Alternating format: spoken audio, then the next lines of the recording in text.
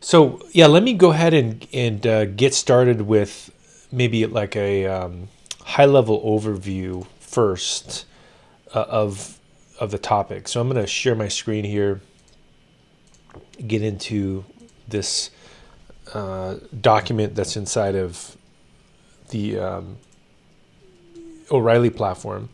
So this book, in the book Minimal Python, I put this section called "What Can You Do with a Function?" And one of the things that I think is interesting about a function is that it really is one of the most useful things to know. And in some cases, there are things that you can do with a function that you cannot do with a class. And I think this is not said enough. And it's amazing how many times I see people feel discouraged with Python, or they feel like, it's programming so difficult. And I feel bad for them because someone told them that you have to learn all this other stuff, and it turns out you don't. It's helpful, and I'll give you an analogy in a second. But if you look at all the things you can do with a function, you can build Google Cloud functions, serverless, which I think we'll be able to get into today. You can build AWS Lambda functions. In fact, the only way to correctly do data science with the Pandas framework is to write a function. If you want to write a decorator from scratch, you need to write a function. If you want to do parallel coding correctly in Python, you need to write a function. If you want to write a really simple command line tool in Click, you need to write a function. If you want to write a web service, a microservice, you need to write a function. If you want to run your code on a GPU, you need to write a function. So really, I would make the argument that, in fact, this is the thing you should learn first versus object-oriented programming. And let me also just get into that a little bit and just maybe whiteboard this concept about functions. So let me see if I can come up with an analogy of what this is like. I like this phrase, YAGNI, which stands for "you ain't gonna need it."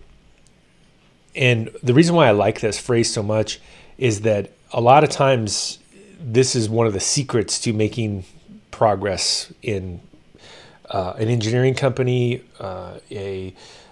anything you're doing in life is just think about this concept. Do you really need the thing that you're doing? Like writing books, for example. I've written several books.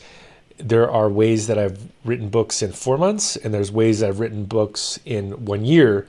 And a lot of times there's extra problems that crop up when you start throwing too many things at a problem. And so this is where the YAGNI phrase comes in. So let's take this into another example, which would be a bike here. So if I go through here and I like to ride bikes.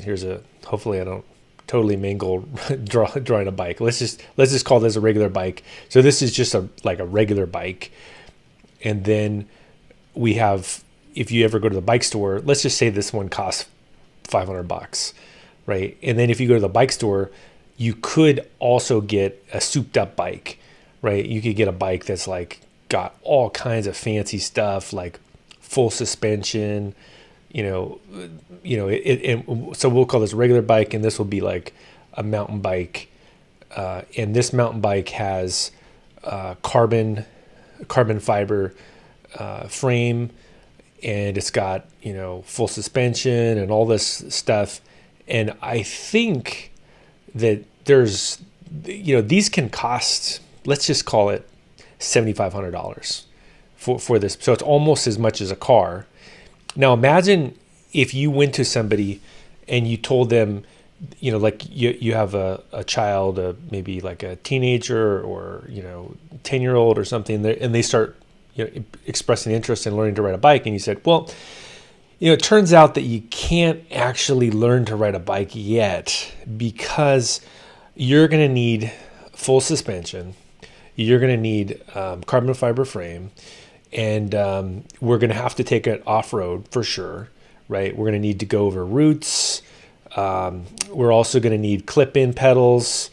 Also, if you don't have clips, if you don't also have, for example, a bike calculator, like a bike computer.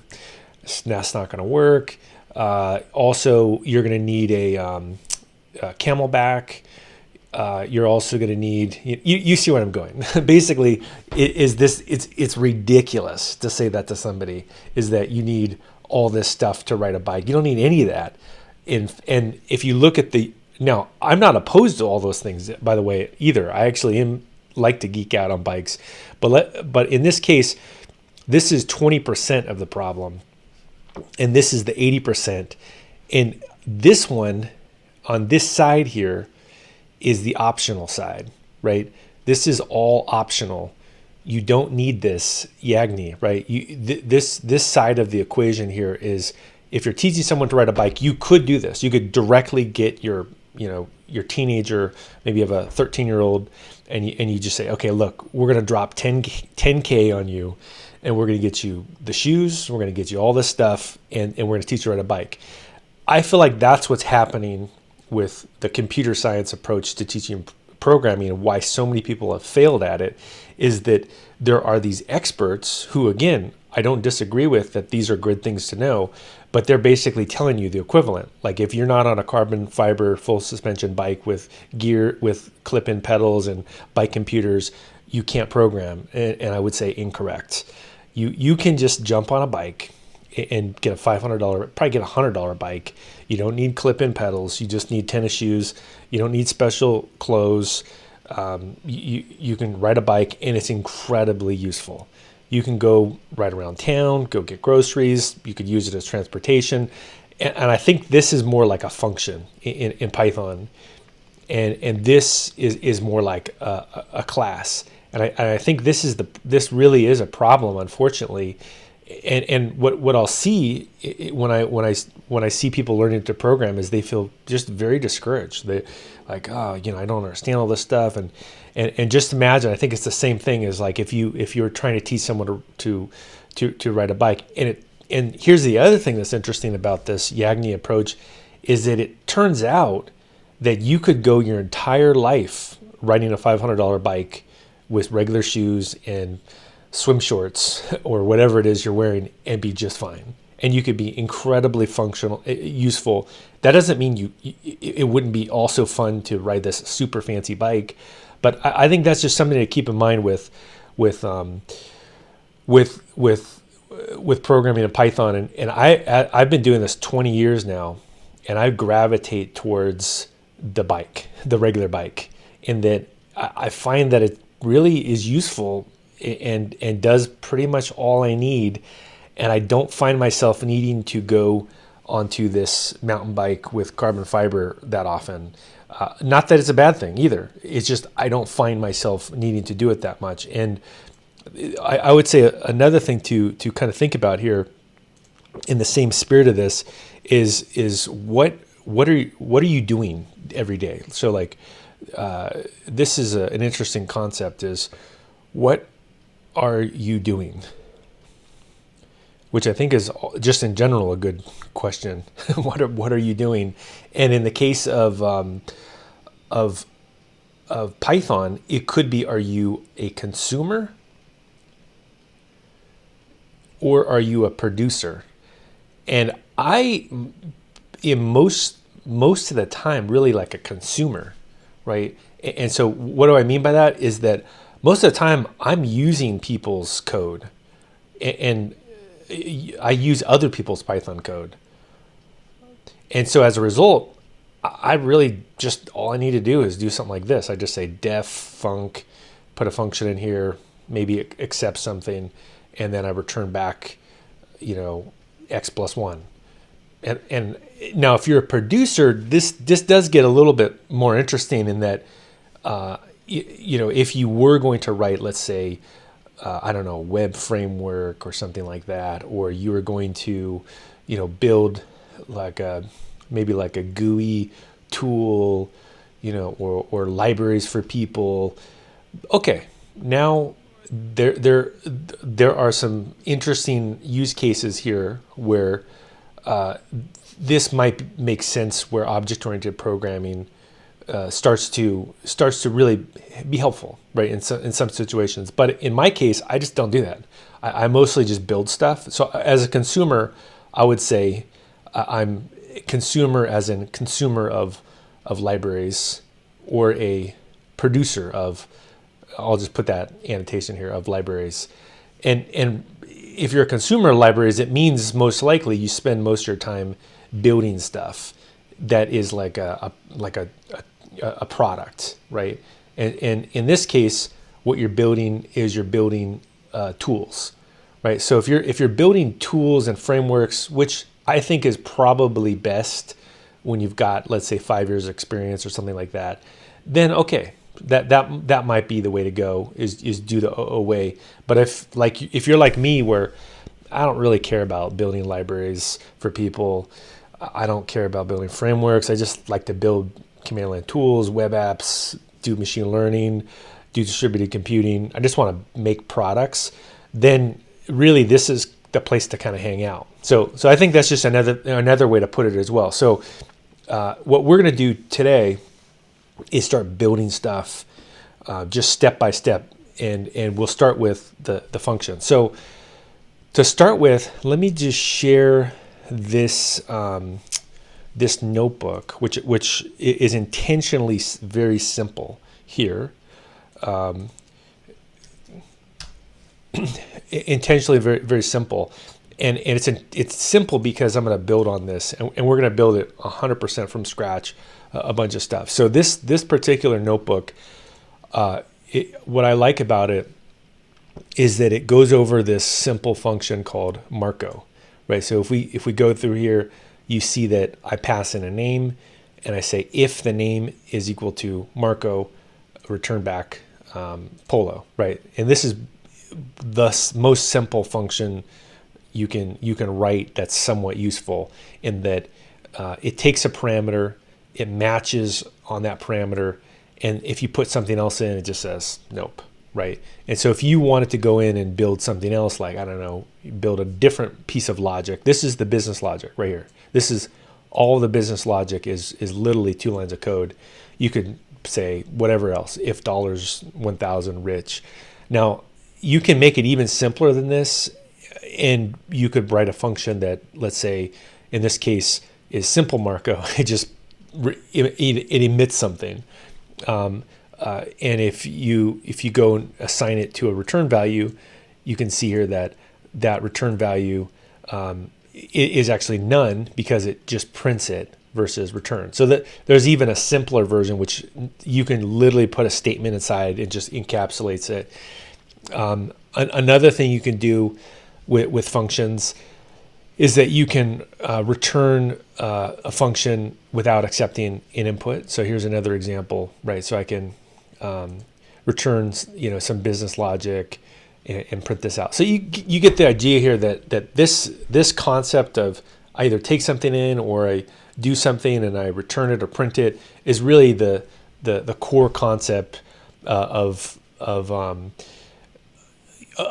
function in Python. And in this particular one, you see here it says input Marco name is I put in the word Marco, but I don't return in this case. And then I now enhanced it by adding an extra line here that says nice try. If I don't have a match on Marco, it prints out a different name. But this concept is really all you need to know, for the most part, to be like a bike rider, right? Is to get started on doing a ton of stuff, get to the grocery store, get to work. And so let's start to build this out. So what I'm going to do is I'm going to go to GitHub here. I'm going to slowly build out a new repository full of all the different things you can do with a function. So we'll call this maybe like function bike rider. There you go. And the way I typically create a GitHub repo is put some kind of description here, say this is a repo for showing what you can do with a function. There we go. And then I can initialize it with a README. I would encourage you to always add a git ignore. It's easy to forget it. You're like, uh-oh, why am I checking in weird files? it's often because you forgot to add a get ignore for your language. In this case, we're doing Python, so I'll do Python, and then I'll say create repo. And I'll throw this into a chat so you can get access to it as well. Here we go. So people can build alongside with me as I'm building this. So we got this bike rider repo that looks pretty good. So now where would I start building out solutions? Well, I would recommend as well, and let me just go to the sketchpad here real quick. The cloud, I think, is typically my recommended place to build out solutions, and I'll show you why when we get into this. But if you're gonna, let's say, coding in 2020, and it's definitely a new world we live in, I would recommend either something like Colab, which we just went over, which is essentially the cloud, something like that, or I would also recommend a cloud environment. And it really doesn't matter which one you use. And I'm going to use all three to some degree today. But in a cloud environment, you could have AWS Cloud 9, which we'll go over in a second. You could also do Google Cloud Shell. And you also could do Azure Cloud Shell. And they're all very similar. And there's no huge advantages necessarily to either one of these. If that's what you have at your company, then you can go use it. What I like about this cloud-based coding environment, though, is that it's really easy to take advantage of things like DevOps and concurrency, and all kinds of fun things that you get with the cloud, or event-driven architecture, or serverless, right? So that's just super high level, kind of where we're gonna build our code with. And I'm gonna go to Cloud9 first here. So I'm gonna go to this repo, or this AWS account, and what I'll do is just type in the word Cloud9 to get started here. And Cloud9, if you're not familiar with it, is a cloud-based environment that has tools and everything built inside of it for you. And in this case, I'll build this, what did I call it? Function bike rider. Okay, we'll do the same thing. We'll just make this function bike rider. And this just launches a virtual machine with a bunch of tools that are integrated to the AWS environment. So this is a sandbox. And what's neat about this is that I could make it a larger instance if I wanted to, if I was going to do parallel computing or something like that. I mean, we may get into that, so maybe I'll do just like a 2-core machine here so we can double check concurrency. But in general, a free tier is totally fine, and then I would leave it Amazon Linux because that's the default environment for AWS. This usually takes, again, like 30 seconds or something like that to spin this up. And then while that's spinning up, what I'm going to do is also remind you that when you first interact with a new environment, you will have to set up SSH keys. So we can even say this as like a to-do list. We could say, like, what are the first things you do? First thing, we'll say, step 1 here would be a cloud environment. In this case, we'll do AWS Cloud 9, right? And then step 2 would be SSH keys. SSH keys. There we go. And I'll go ahead and commit that. So you see what these changes are. This thing's ready to go. So why do I like these cloud-based environments? I mean, the main reason is that basically the cloud-based environments have all these goodies built into it, like AWS is built into here. I can do an ls command, things like that. But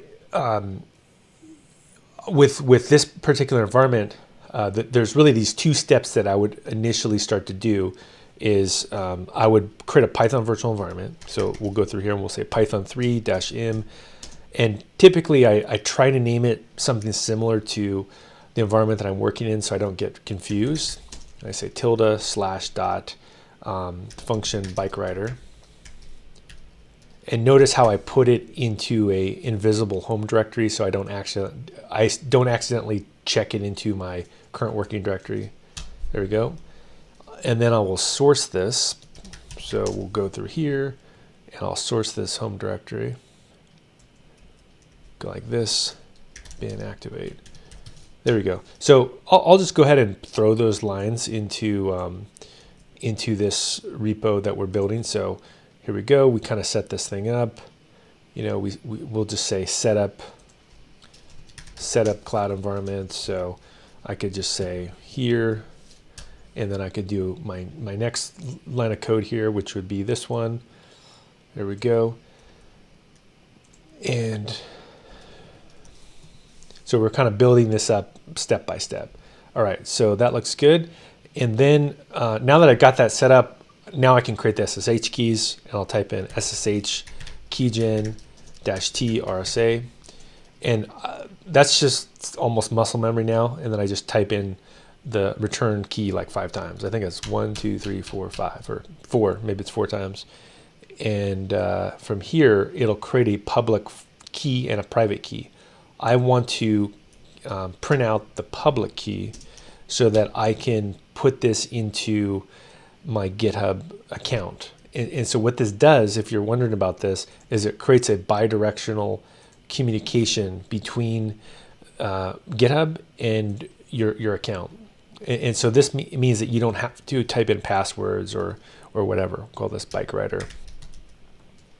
There we go. And this looks good. I'll ask for a password. So let's go ahead and put that into the README as well. So we'll say, you know, I needed to type in this.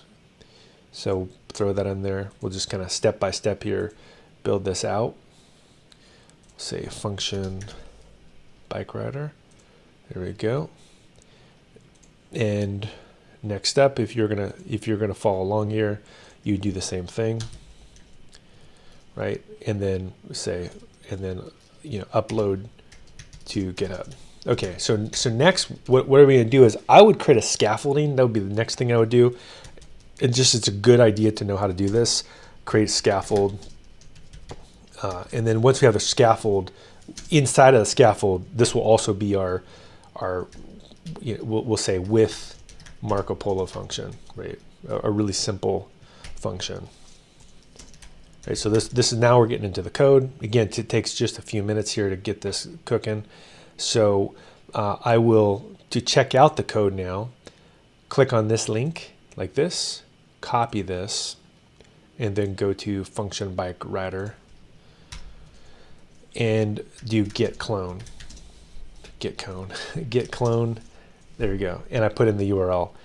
And what this does is it checks it out into this environment and lets me write back to it as well. And you can see it shows up here like this. One thing to be aware of is if you are using Cloud9 is I uncheck show hidden. I make sure that I can see hidden files because it can be really irritating to not see hidden files. And that's super helpful. So the scaffolding that I typically build here would be just a few files. I would create a make file. So first, actually, I got a CD into there. There we go. So I would touch a make file, and then I would touch we'll call this hello, touch a hello file, and then a requirements file, which we'll use as we build out things like Flask apps and command line tools. There we go. And I think that's pretty good for now. Let's see, make file, hello file, requirements, that looks good. And then I'll just start filling these components out step by step. So first I'll create the make file here.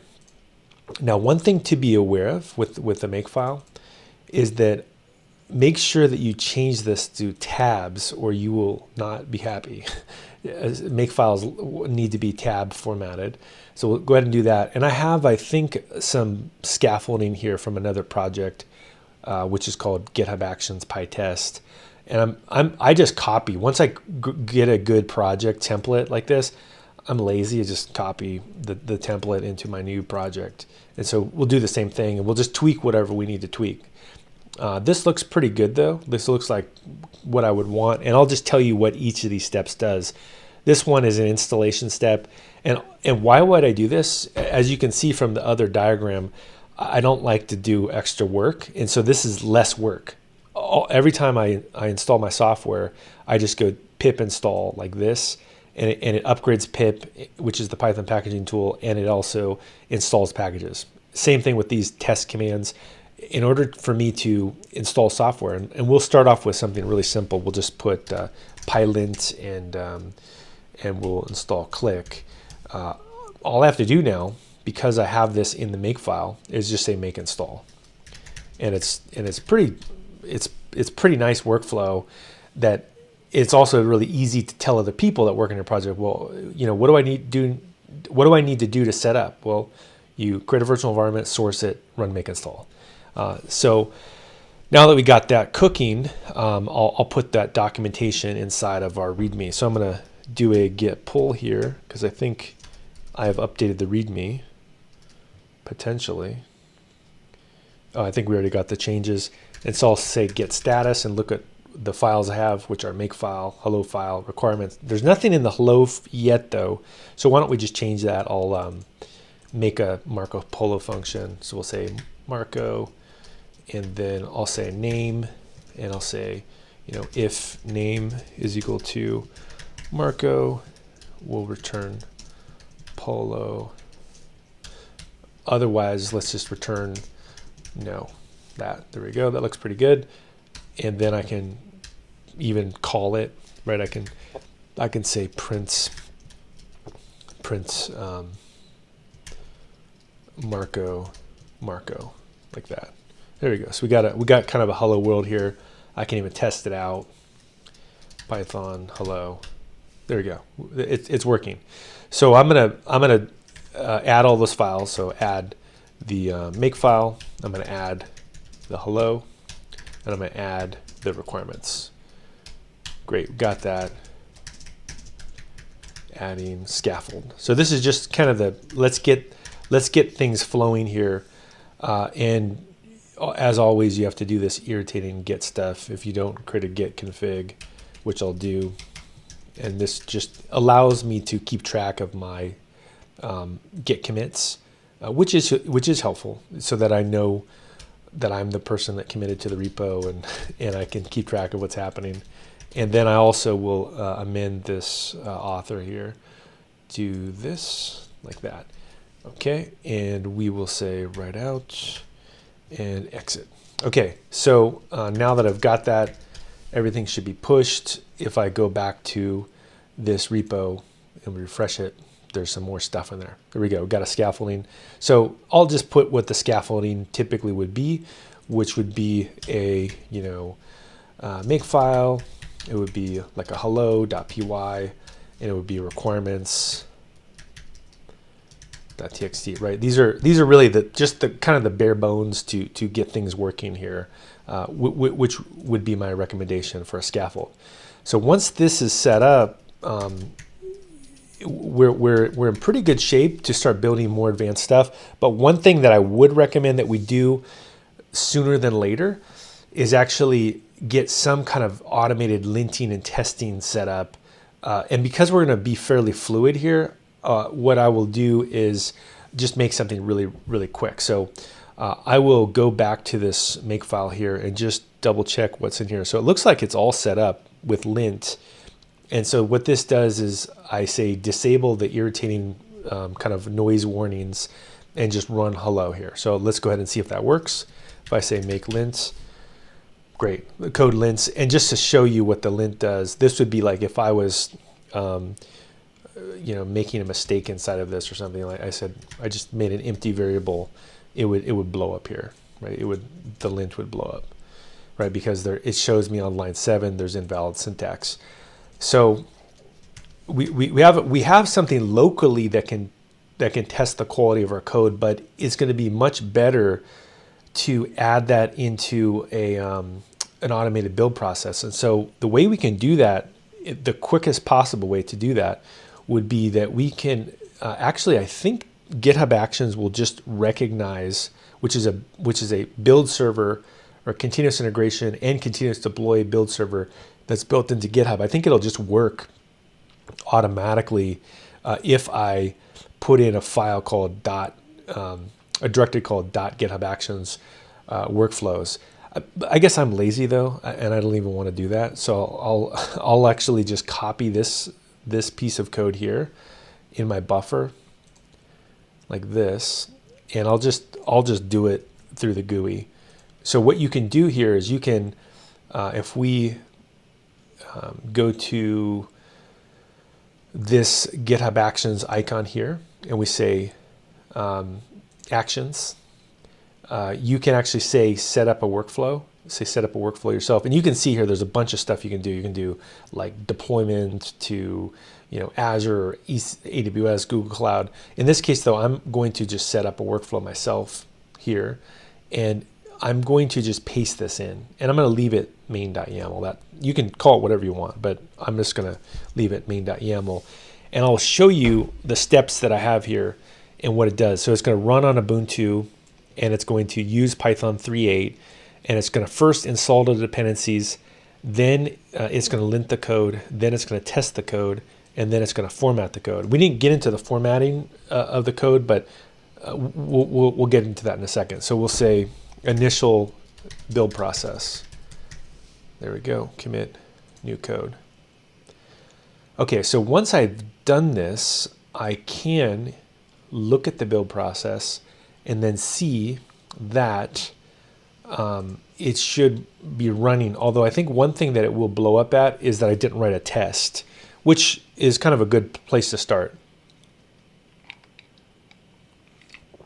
So what we can do is fix that. So the installation is going to be tested because we're testing the installation. Then the next step is a lint, and then as expected, it failed on PyTest because we didn't write a PyTest. Well, let's go ahead and fix that. It's pretty easy to fix.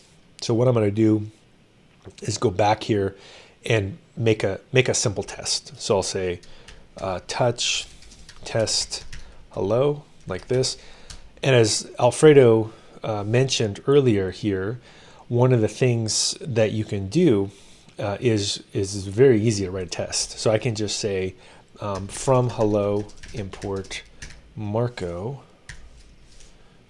like this, and then I can say def test Marco, and I can say assert that Polo is equal to Marco, and then say Marco. And I can, how do I test this locally here? You see that it's all teed up here. Is this, I do python-m pytest. Let's go ahead and run that. We'll say make test, and no module named pytest. Great. That's another reason why this whole workflow of scaffolding is great, is it's easy to figure out, oh, I just need to add pytest here. Great, let's go ahead and add that. And now if I do make test, that won't work as well because I need to do an install. There we go. Make install, goes back in, looks at my file. We do a make test, it all passes. If I do a make lint, that passes. Now, why don't we also fix the formatting problem that's going to show up, and let me show you how that works. So this tool is something I'm a fan of, and it's called Python Black. And the way it works is that you just type in the word black like this, and it just reformats all your code. Now you have to have it installed, so also again say make install. And then what you do, it will literally rewrite your code so that it's more like it's more Python standard library compliant, and makes it look more professional. So I just can't be bothered with making it perfect, and I like to have tools that do the job for me. So in this case, I could care less how they format it. Looks good enough. So I'm gonna say get status and add hello, get add requirements, and then add this test. Here we go. And let's go ahead and commit this, adding format and test. And in theory, I got to do a get pull because we added some stuff. So I'll go ahead and and write that out. So whenever you're making changes remote, you'll have to just merge the code in. So that's all I'm doing. So there we go, git push. So now that I got this, in theory, this should just get everything building. So we're in pretty good shape then, if all this is working, to start building more stuff, building more things. We're builders. We want to ride our bicycle. So I'm going to go to action, go to this merge, and let's check it out. So Python 3.8 installed correctly. Installations worked, linting worked, testing worked, and does our code format correctly. That's the final step.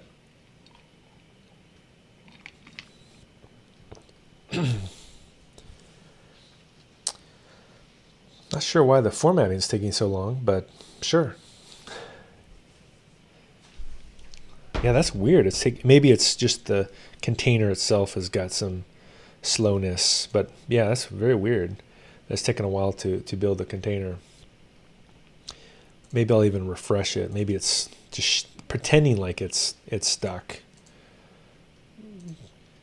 Not sure why it's taking forever. Oh, okay, there we go. I don't know. Maybe the container was slow, or who knows.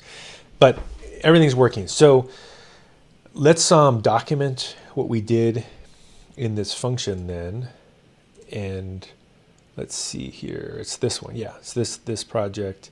So what do we do next? The next thing that we did was we got continuous integration working. Continuous integration with GitHub Actions. Right. So what did we do? We added a test hello. We installed pylint. We installed also pytest, and then we also installed the black tool for formatting. Now we can install other things too and get into it, but that's good enough for now. Let's actually start building some stuff, which is the funnest stuff. Now, one thing you may be wondering is like, why did I do all this stuff? Well, the main reason to do this is that it really does save you time. If you build this structure, that it will eliminate a lot of the problems. To stay with the bike analogy, it's a little bit like the training wheels. It really is a safety mechanism so you don't get yourself into trouble. So let's go to the next step, which is now let's build a command line tool. So let's do building command line tool next. Here we go.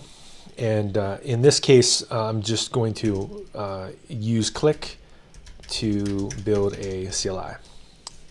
All right, let's go ahead and commit that. And we can go back to this and again say get pull. So there's a couple formulas here that are interesting to think about.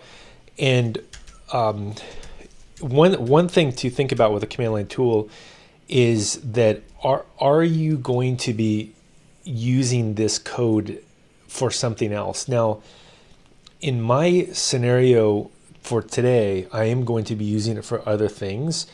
And so I'm going to just keep it simple. And what I think I can do here is actually have another tool that imports this library. I think that's probably the easiest way to do this. So what I'll do is I'll build another tool called Hello CLI. And what this will do is just import this code. And so this would be pretty simple. I would say first import click, and then I would import my code. I would say from hello, import Marco. And since we've already tested that, in the test framework, we know that this is a fairly robust piece of code. And now to build a click command line tool, I even am lazy with that.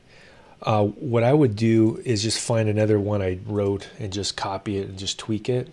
As you can see here, I don't, if possible, I would prefer not to think about stuff. So I think I have one called like Python DevOps course. Here's a good one I can do.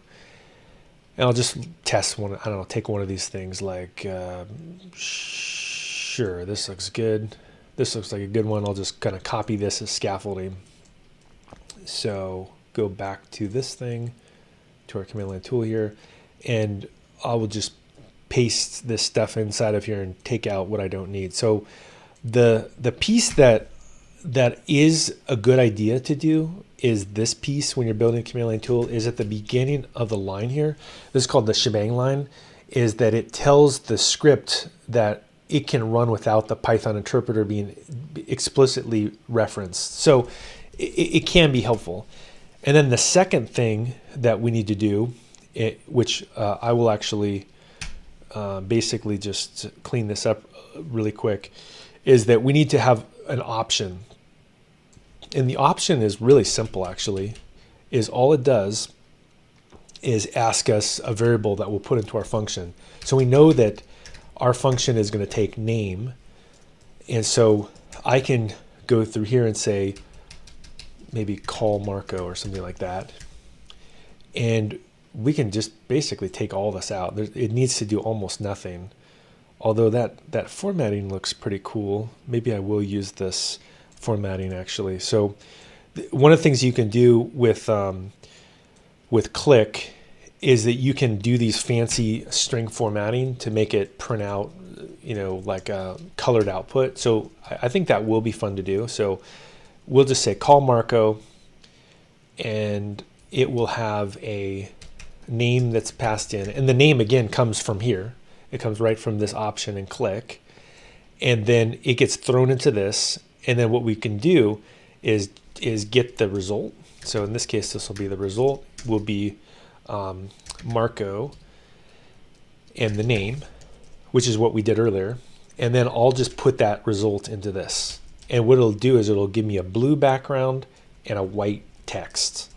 And it will print out what's in there. The only other thing I need to do is this call Marco. I need to put this at the bottom.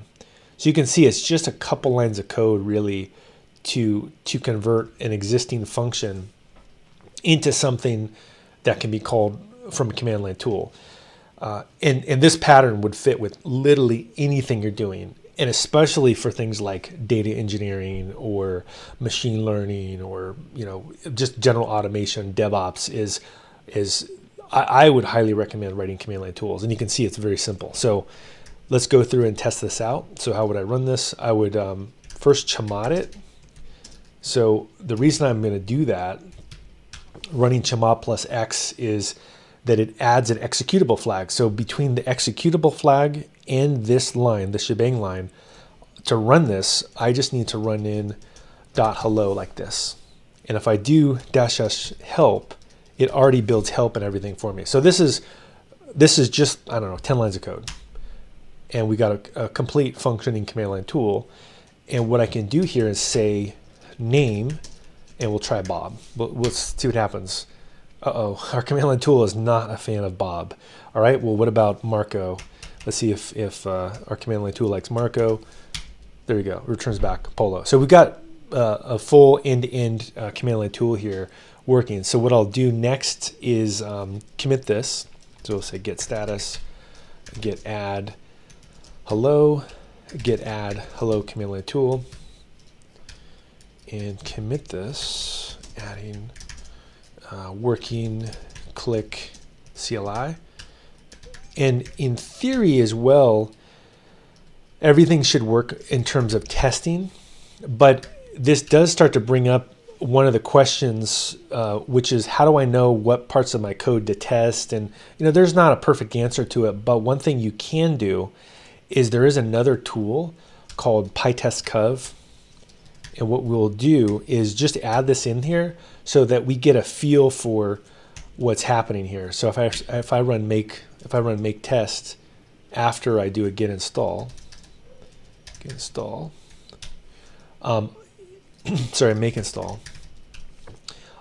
I could start to build out, let's say, like test coverage reports that show me, for example, how much of my code is tested, and do all that kind of stuff. But I'll just leave that in there just for if you wanted to take a look at it. So the next thing that I'll do as well is think about, I only have a test for the command line tool, but maybe what I could do is also build one for the click tool. And it turns out you can do that. And one of the ways that you can do that is we could probably just build out another test inside of this test hello by importing the click test runner and get that working as well. So I think I have an example of this in this repo as well. As you can see, I like to reuse things. So I can just do the same thing, kind of copy this code and put this inside of here and just tweak it a little bit. So we can see that's the original test, but let's put another one in here as well. And we'll add in a command line test. So I'll go through here and I'll say, okay, from click test runner, that looks good. And I don't need to import anything because I've already imported it. And you can see that the format of the test looks like this. It looks like this style. So really, I just need to throw this down below like this and just tweak it a little bit. So delete that, make this all in one line. There we go. And from here, we say from click testing import click test runner. And then I just need to use that same kind of import style and say from hello CLI import, and then I import call Marco, which is the test runner code. And then it's going to be kind of similar. So I will just say runner invoke, and I'll say call Marco. And all this is doing is it's just pretending like I'm calling it from the command line, but it's calling it inside of here. And then I just need to put in whatever it would be that I would do to test it. So I can say the same thing. I could say name, and I can put in Marco like this, and it'll just pass that into the tool. And in fact, let's make it incorrect first so you can see it fail. So let's go through here and we'll say if the name is Bob, it should be return an exit code of 0, but it shouldn't return Marco because it should return back no. So if I run this, it should fail. And that looks like it is correct. So we'll say make test. There we go. And that's exactly what I would expect, is that we call this from basically engulf the command line tool, call that function inside the command line tool, and be passing Bob, and that's not what it returns. But if we turn this to no, and I think it's no with an exclamation point, then this should pass. There we go. So we got a couple. So we have some command line tool passed, plus we have a test for the actual function itself on our library. So we've got a lot of stuff working here. Let's go ahead and say get status, add those files in. And this is probably a good spot to take a quick 5-minute break and then come back for questions and then keep working. So let's go through here. We'll say get add requirements, get add test, and let's commit this. Adding in working command line tool plus test. Okay.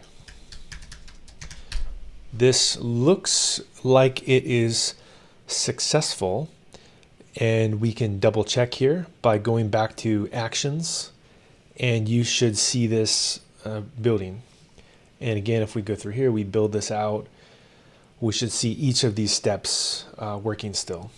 So we have install dependencies. Now, one thing that I didn't do that I might as well add here is that I believe in the make file, I'm only running the test for test hello.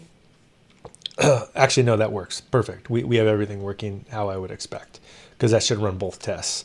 And we can double check the output inside of this console. And that's one of the really nice things about this console, is that it will let you look at past test runs, and those past test runs will show you everything that the test actually did, like which dependencies were installed and you know exactly which tests were passed and everything. Not sure why in particular in this environment it seems like this Python black tool runs so slow, but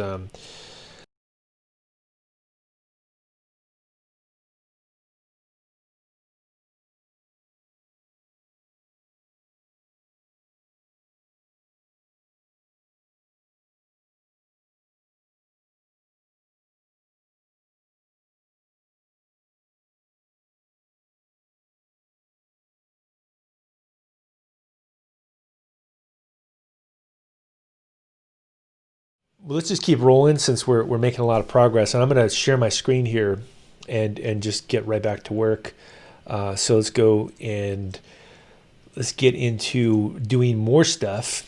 So since we are in this Python world here in AWS, we might as well start doing some stuff with AWS. And so I think the next thing that we can try is actually get into the AWS command line tool a little bit. And so, I'm sorry, the AWS Lambda ecosystem a little bit. And let me show you how that works. So this AWS Cloud 9 environment, if you go to this section here where it says AWS resources, you can actually build out a function which they call serverless that does similar things but runs in the cloud.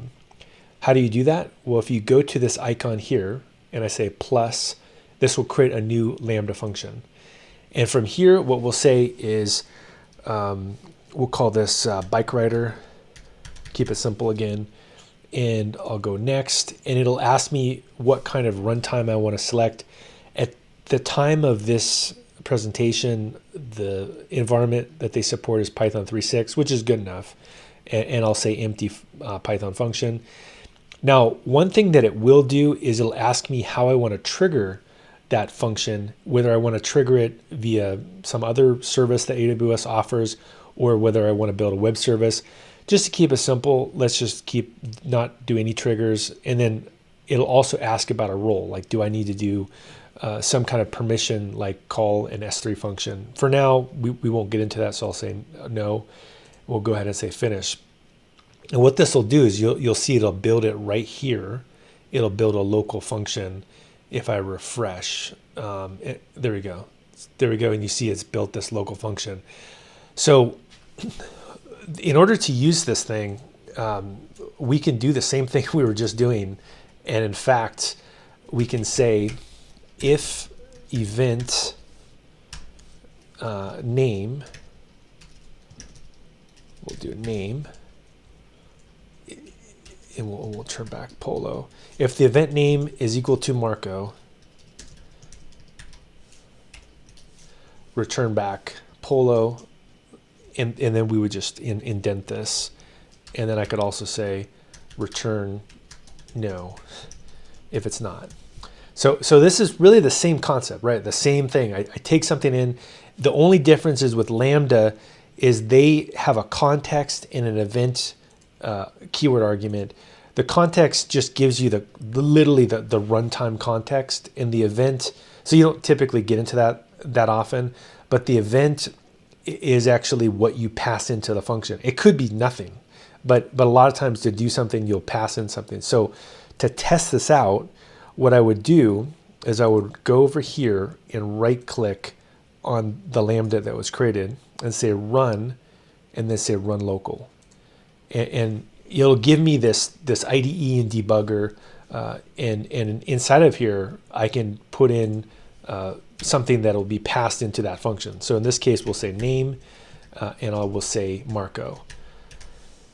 I'll save this and say run, and this should go through here and execute this function and give me a response. And there we go. You can see it returns back Polo. If I change it to Bob or Sally or whatever, it will return back no.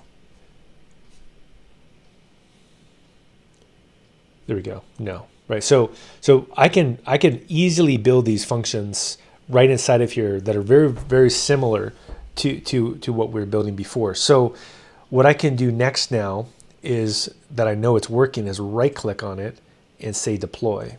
And what this will do is it will deploy this code into AWS.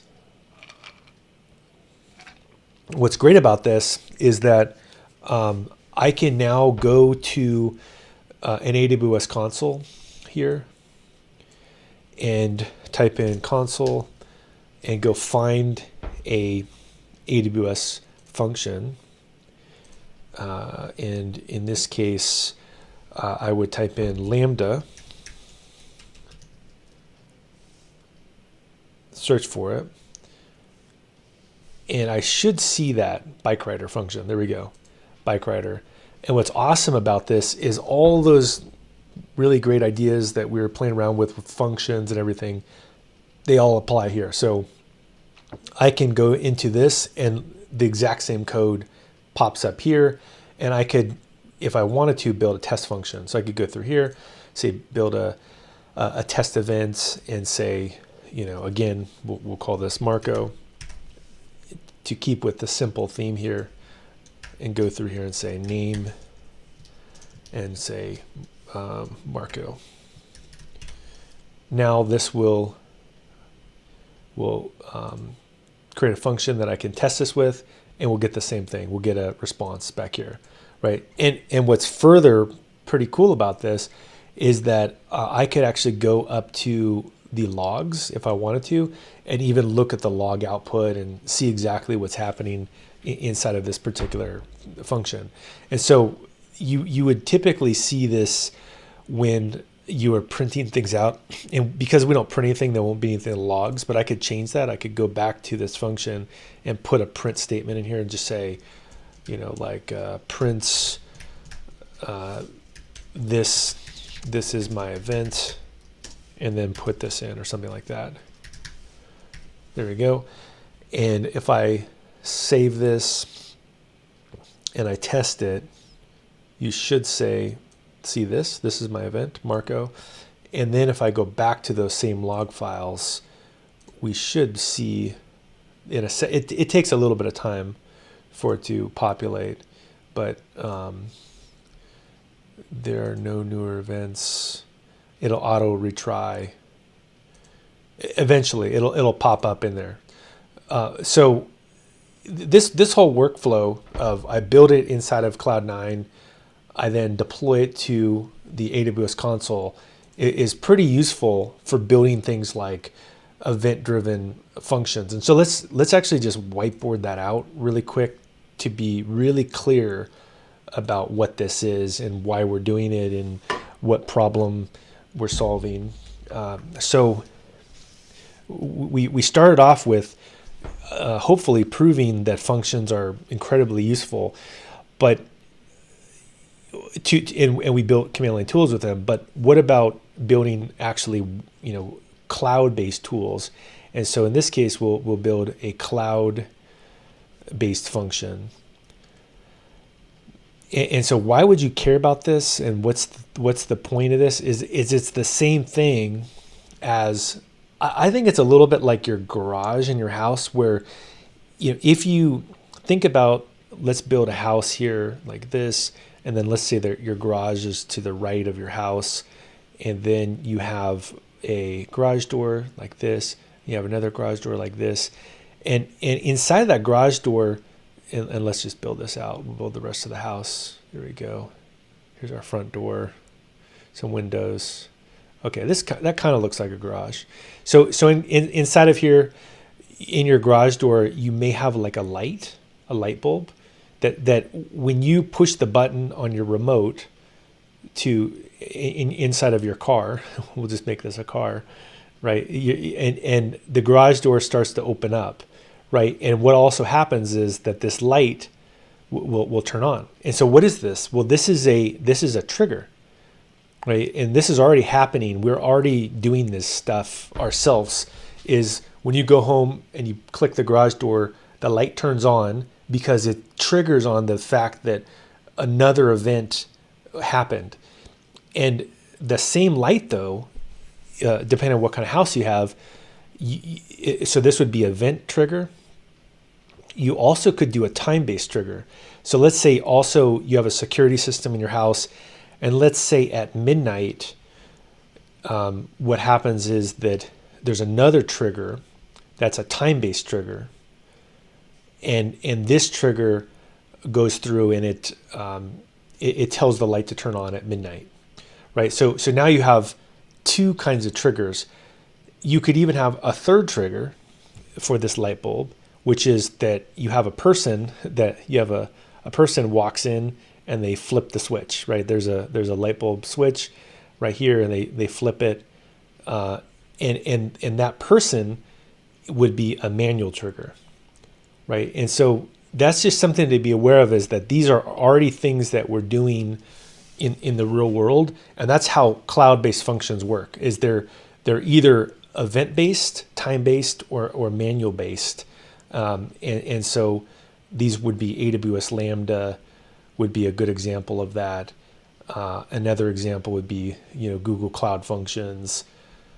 And as long as you understand that, then you can really build all kinds of fun stuff. And so let's go back now to the function, and let's start to think through this a little bit and say, okay, well, what is it that we can build that's a little bit trickier here? So if we go back to our bike area here and kind of play around with this, one thing that we can think about is that if I go to my requirements file here, I can actually install the Boto 3 library, and then I can actually start to play around with the SDK for AWS. So I'll close this to make it a little bit bigger, and I'll say make install. And in fact, I'll probably also put in the IPython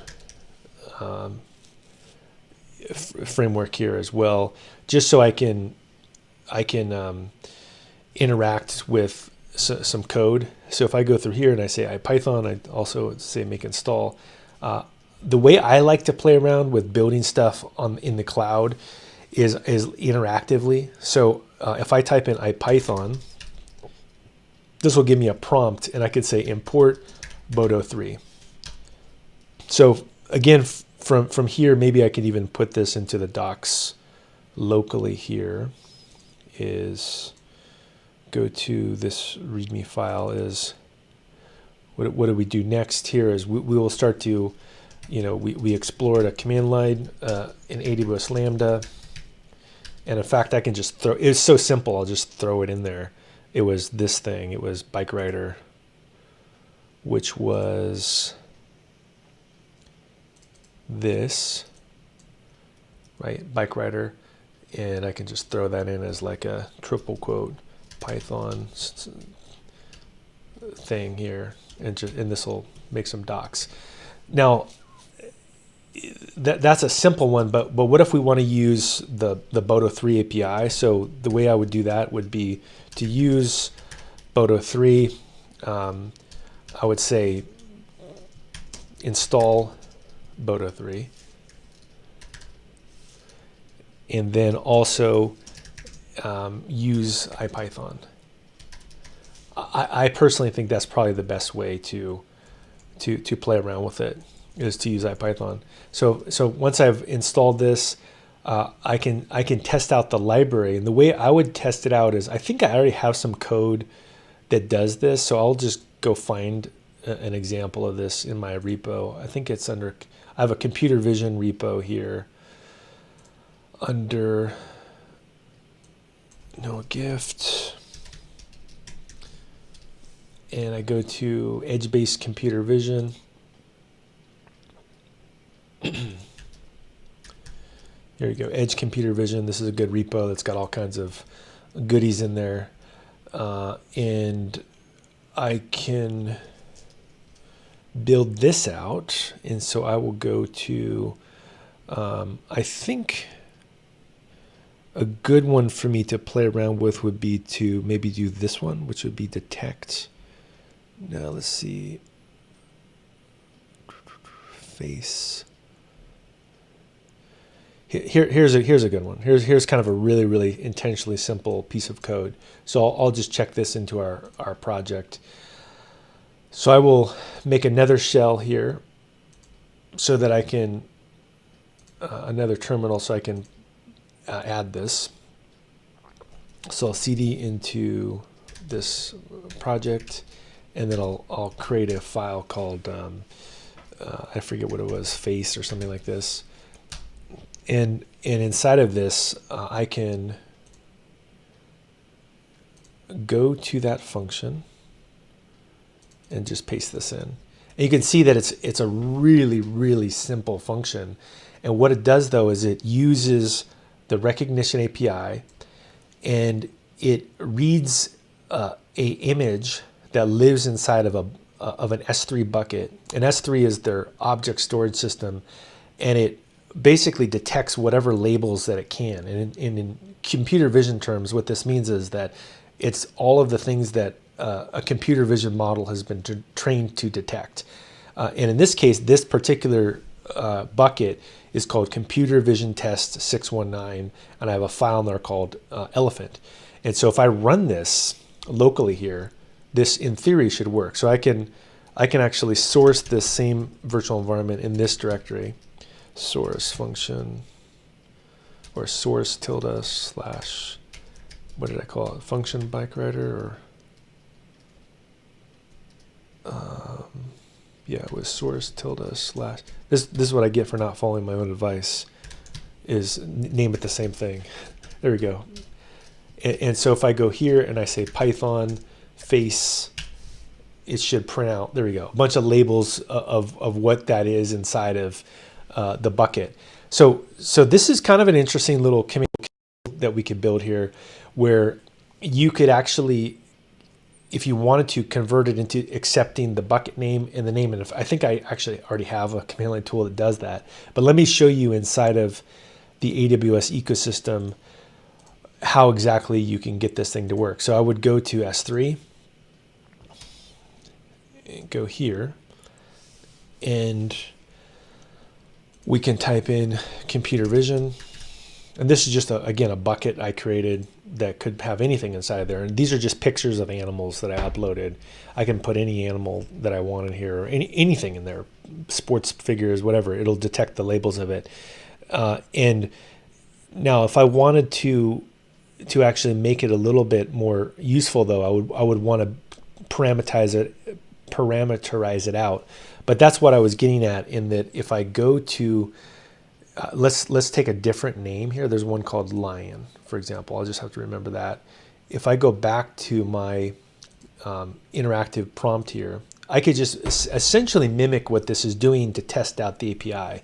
And this is, I think, is not a bad idea when you're exploring an API in a cloud platform, is to kind of interrogate it like you're the detective. And then you go through here and you say response, okay, is equal to clients detect labels. And you start to build out, there's lots of different API calls that you can make. In this case, this is just going to detect the labels on an object. And we go here, we say image equals like this, and go here, S3 objects, go like this, and we'll go ahead and say bucket. This will be the name of the bucket. And then computer vision test 619. There we go. If I go name, I could say, in this case, I'll say lion because I already did the elephant. We'll say lion. And then I can just do the trailing parentheses, and then do the trailing parentheses again, and then do the final close bracket. And there we go. I made the call, and then I can test it out, and I've got this. And what it'll do is it'll give me back like a nice formatted labeling. So it says there's a lion there. That's all the stuff about it. So you can see it's pretty easy if you're in the native cloud environment to build all kinds of things and to do the approaches that we did before. Use a Lambda function, use a command line tool to build this out. So what we can do now that we've got this thing cooking here is that one is I'll check this in. So I'll go through here and but I guess, to make it more useful, what I should do is actually turn this into a full-fledged command line tool. And I think, again, I've got that in a project, and I'll just copy it so that it can save us time. Let's go through here and say hello. Let's see, detect. This looks pretty good. Yeah, perfect. This looks like it should work. And I'll paste this in there so that we can have a more generic command line tool. So I'll go through here and I'll just call this, we'll call this, we'll move the face, and we'll call this, let's see, it's computer vision CLI. There we go. That looks good. And then I think in theory, this may be a fully functioning command line tool. So what we do is we say import click. I'll go back here. Let's say, here we go. So we say import click. I ask for the bucket name. I ask for the name of the file that's in the bucket. And then what this one does is what we just did, is it goes through and it finds the labels for the images, and then it returns it back out. And what I do is I just take only the labels in this particular example, and then I in the labels that I find, I print out the ones that are red, and then I behind the scenes have a blue and white background. So let's go ahead and do that. Let's go ahead and run this. So if I say, and let's also just do the same thing I do typically, which is we've got a shebang line there. So I will make this executable. So I'll say chmod plus x cv CLI. So there we go.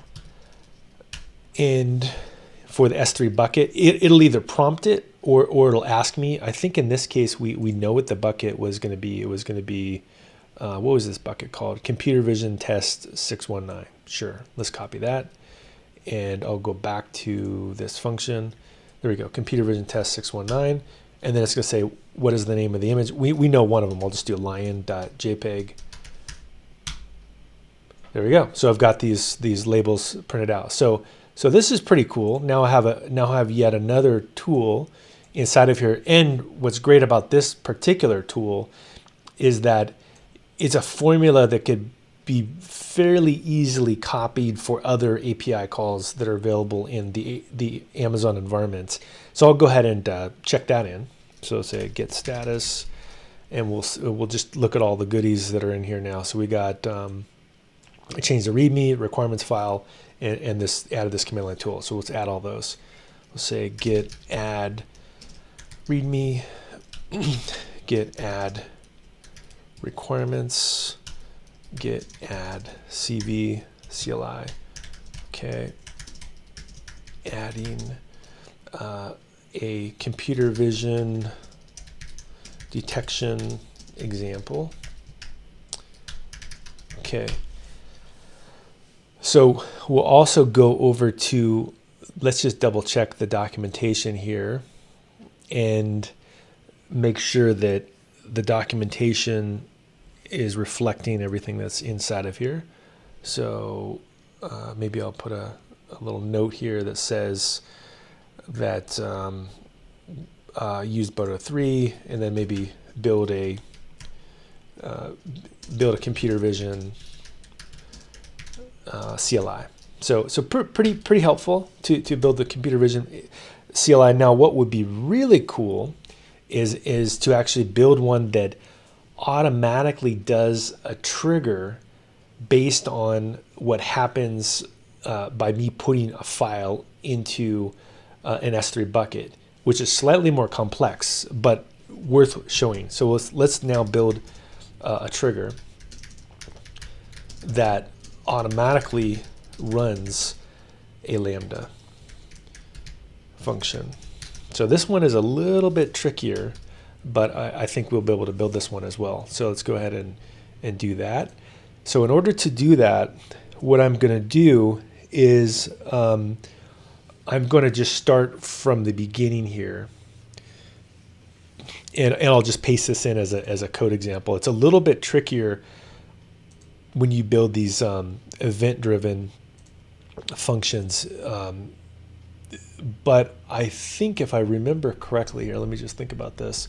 I do have an example of this.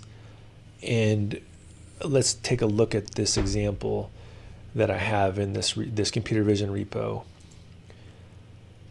So this should live, and it's called Lambda. And let's go to Lambda example detect. Does this look like it? Nope. It would be S3 trigger lambda. Let's try that one. That looks promising. So this takes a label. This looks like it is what I'm hoping for. Okay, so I think in fact I can just test this out directly inside of the Lambda interface, which would simplify things a little bit. So I'm going to go to this Lambda interface here. I'm going to just build a new one from scratch. So I'm going to say create a new function. So this is a different way of doing the same thing, and I'm going to say build a we'll call this a S3 computer vision trigger. There we go. And for the runtime, I can use Python 3.8 because I'm going to create it in this console. And then for execution role, this is really important, is if you are going to be calling an execution role, you need to have permissions set up that allow you to do the role permissions, like call the API. I've already set one up previously, so I'm just going to use a role that I've already set up, but you could always go through in the IAM console and create the permissions yourself. We'll go through here and we'll create this function. And now what I will do is that I'm going to just paste this in, and if memory serves me correctly, I think I can actually just that Boto 3 comes with Lambda, if I remember correctly. And so what this is going to do is it's going to grab a bucket through an event, and then it's going to parse all of the records that are in that bucket. It's going to quote them, and then it's going to detect the labels, right? So it's going to use this Boto 3 recognition API. So all I really need to do here is set up a trigger to do this. So if I say add trigger, I would go through and I would find the appropriate trigger. In this case, I'm hard-coded to look at S3, so I'm going to go to S3 storage. Now that I've got that set up, I need to find a bucket, and since I was already using that bucket, let's go ahead and use that. It's computer vision 619, and I can even toggle between the kinds of events that I want to pick. In this case, I'll just say all object create events, and then I could even look at certain subdirectories or different types of images. And then what this one will do is it'll enable the trigger. Let's go ahead and say add. Now, oh, I guess I have another trigger on that bucket. So that's not a big deal. I'll just make another bucket. And in this case, I will go to Amazon S3 and I'll make a new bucket. And we'll call this triggers computer vision, and we'll just put, I don't know, 2020. There we go. And I will say next. Hopefully I can still create buckets. I have so many buckets. Okay, that was what I was hoping wouldn't happen, but I can delete an old one. Here we go. This looks like a bucket I don't need anymore. I'll just delete this one and make a new one. The name of the bucket, sure, we don't need that. What could that possibly be used for? Probably something important. Okay, so now I'll go through and create a new bucket again. We'll call this computer vision trigger 2020. I'll go ahead and say next and create this bucket. Okay, so we got a new bucket created, computer vision trigger 2020. And I can go back here, I believe, and refresh this, and I should see computer vision or CV trigger 2020. There we go. Perfect. And let's go ahead and say add. This should work. And in theory, if I've got all this set up correctly, every time I put an image into this bucket, it'll run those labels and print them out. And return that. So I'm going to now go to that bucket, and I'm going to, I guess if I'm lazy, what I can do is go to the other bucket that had the images in it and just download it. that way I don't even have to search for images. So here we go. Here's a lion. I'm going to download this, and then I'll just upload it to the other bucket. Okay, so let's go to this other bucket here. So again, I'll just scroll up, and we'll go to computer vision trigger. So there you go, computer vision trigger. I'm gonna upload this. I'm actually gonna just do this lion. There we go. Got this, perfect. And if things don't blow up, then this should automatically detect the labels of this because the trigger gets hit. So what we'll do is I will look at the monitoring, and it should in a second show us something about whether it was triggered. And it does take a second to actually do it. So let's hopefully see that the logs have propagated inside of it. And if we scroll down here, whoa, that was quick. So we got it working. There we go. So we got lucky here. Everything worked without any problems. It was able to go to this bucket, find the name of it, print out the name of the file in the bucket, and then say, hey, I'm getting triggered. Here we go. And then it goes through and it finds all the labels on that and returns them out. So pretty useful, actually, capability to be able to build these asynchronous functions. So what I'm going to do now is I'm going to go back to this trigger, and I'm going to check this in so that this is also something that is in this helpful repository. And so we'll go through here, and we'll just throw this in and just say, this is a good example of what you can build. So here we go. We can just do this. And I mean, I guess I could even put this into the project and test it and all kinds of stuff. But for now, this is good. We'll just say Python and then do this and then put this documentation inside there. Let's hopefully that works. Let's go ahead and commit it. See if these changes work.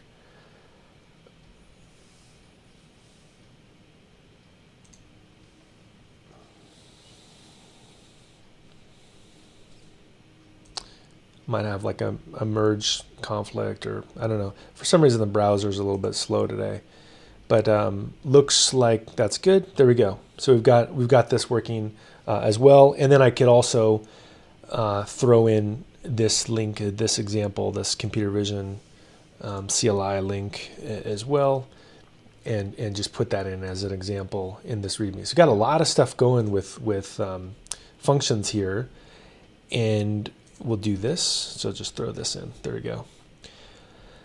Now, we haven't even touched the other clouds at all. So we should maybe do a little bit and talk about how you can build some of this stuff on other clouds. Now, there also is the GCP cloud, and the same things work. Once you start to understand how these serverless functions work and how everything's a function, it kind of all starts to tie together. And with the Google Cloud, they also obviously have a Cloud Shell. We talked about that earlier, but they also have a functions directory or a Cloud Functions product. And let's just walk through how that works in there. And you can see that there's also similar capabilities. And if I go to create function here, one of the things that I can do is just build out, and we'll call this one hello GCP func or something like that. It also has trigger types. In this case, it would be a web trigger. They have slightly less trigger types, but they have Firebase, which is their platform as a service. They have analytics. They have storage. I could leave just unauthenticated. Go ahead and say save. And then what it'll do is, if I go to next, is it gives me like a little wizard, and then it asks me which language I want to use. I don't know. So we'll say Python 3.8, for example, and then it builds out a hello world here for me. So I think inside of here, all we need to do is pass in something inside of this hello world function, and it will return back a response. And I think what we could do is we could change it to a Marco Polo function as well, just to make it simpler. And so maybe take out all this extra documentation. Hopefully I don't need it. I could even change the name of the function as well. I could change it to like Marco, just to keep things consistent. So we'll call this Marco. Same thing, change this to Marco. And then I believe what we can do to simplify this thing is we say if request.args and message in request.args. I think we want to do this is we want to say get the JSON, and then I think we just say this. I think we can just go through here and say that if request JSON name is equal to Marco, then we will return back Polo. Let's see if this works. Hopefully that works, and then I can just save this. Gotta find the save icon here. I think that's it. I think that's all I need to do is say deploy.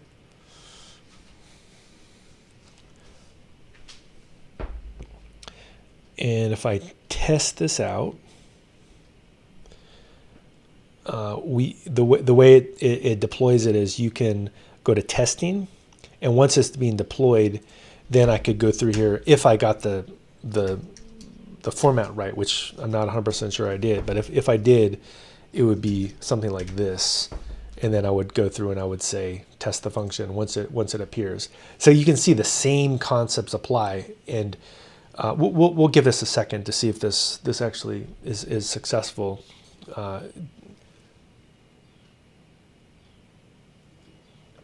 Okay, well I screwed up something, which is not surprising, but that's the gist of it. I'll go to one that I built before that is successful. So if I go to one like this is, I think, an interesting one, is translate Wikipedia.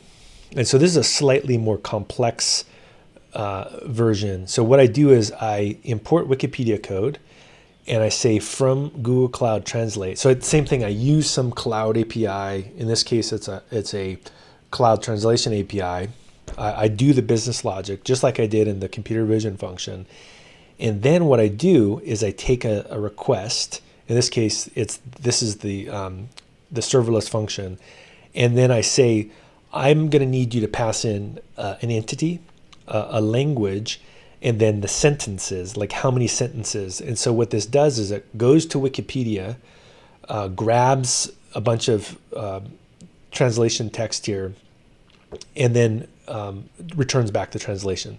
So I believe, in fact, this would be another good one to just throw into our function tour here. And I'll go back to this file, and then I'll build a Google Cloud function. So we'll go through here, and we'll say a GCP Cloud function that translates. And so this might be a good one to copy. We'll say Python. And the same thing. We go through here and we say, let's go ahead and commit this. Perfect. There we go. Thank you. All right. And so if I go back here, I can go to this cloud function, and it's not Python, it's JSON.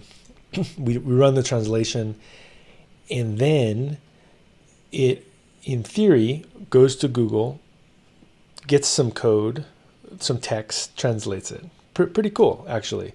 And so I can also put this into my bike example here, and we can translate this. And it was very helpful to have Alfredo help me debug that. And we'll say like example output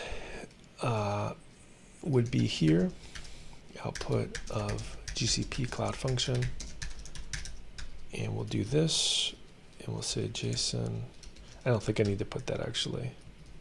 So this would be like send payload end, and then you would go through here and you would get this. This would be the result. And we'll try a slightly different one as well, so that you can see here. So, and this would be the result.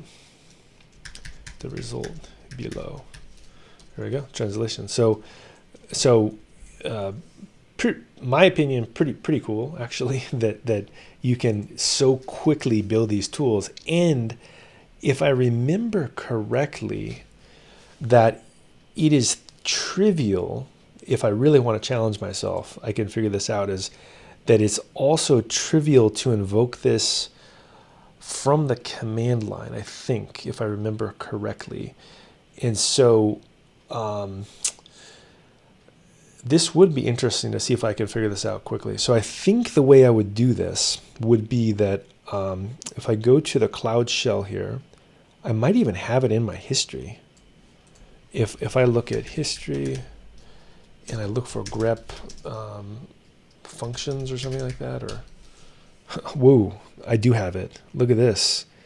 This could be amazing. Okay, so what I will do is show you as well how you could then call this command line tool from the command line.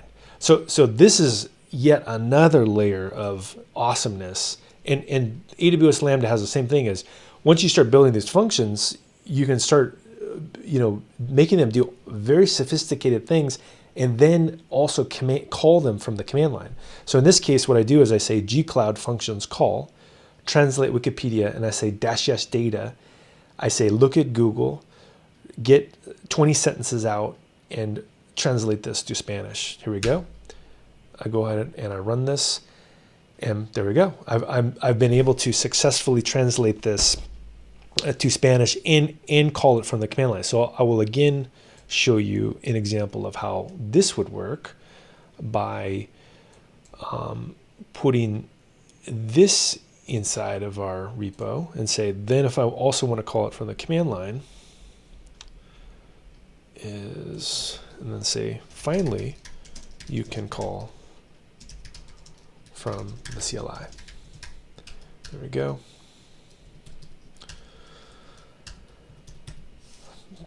And we'll just say bash, right? So there's a lot of stuff you can do with functions, and we built a ton of stuff in, a little under 2 hours.